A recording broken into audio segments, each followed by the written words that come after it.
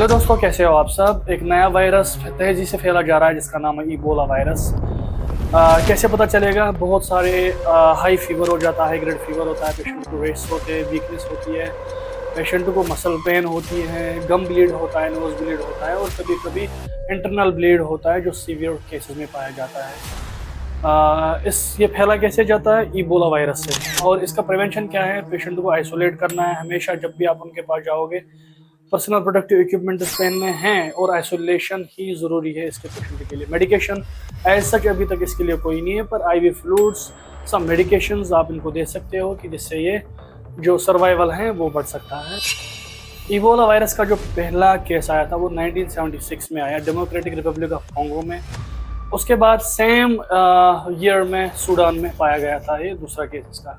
इसका अभी तक कोई भी वैक्सीनेशन नहीं निकली है। कुछ कंट्रीज दावा कर रही है कि हमने इसका जो वैक्सीन है निकाला है, पर ऑफिशियली एज सच कुछ भी नहीं है।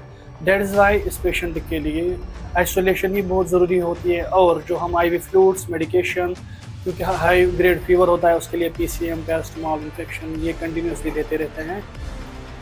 भारत में बहुत तेज़ी से फैला जा रहा है अभी ये करंटली, क्योंकि एक तो इसका वैक्सीनेशन नहीं है, दूसरा बहुत ज़्यादा पॉपुलेशन है, आइसोलेशन इतनी नहीं हो सकती, तीसरा अब अगर किसी पेशेंट को ये इबोला वायरस हुआ भी है, वो मानता नहीं है या उसको पता नहीं होता, कि उसको लगता है फीवर है, ठीक है, कोई नहीं, ठीक हो जाएंगे।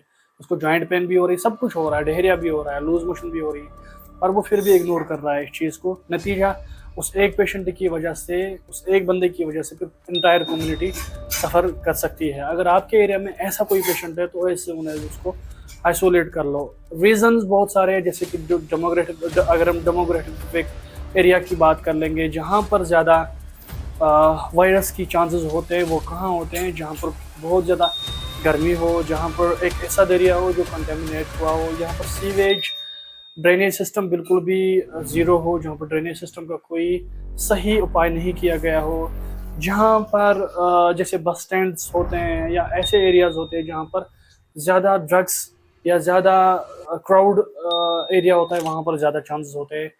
मैनेजमेंट फेलियर इसमें बहुत ही ज़्यादा हैं, क्योंकि अगर सीवेज, ड्रेनेज सिस्टम ये सारा कुछ ठीक होता तो शायद ये जो इबोला वायरस का चांसेस थे फैलने के बहुत कम हो जाते हैं। मिलते हैं अगले वीडियो में, तब तक के लिए आप अपना खास ख्याल रखें और अपनी मैनेजमेंट से भी क्वेश्चन कीजिए कि क्या हो सकता है, क्या कर सकते हैं और कौन से पॉसिबल सिम्टम मेजर्स हम ले सकते हैं।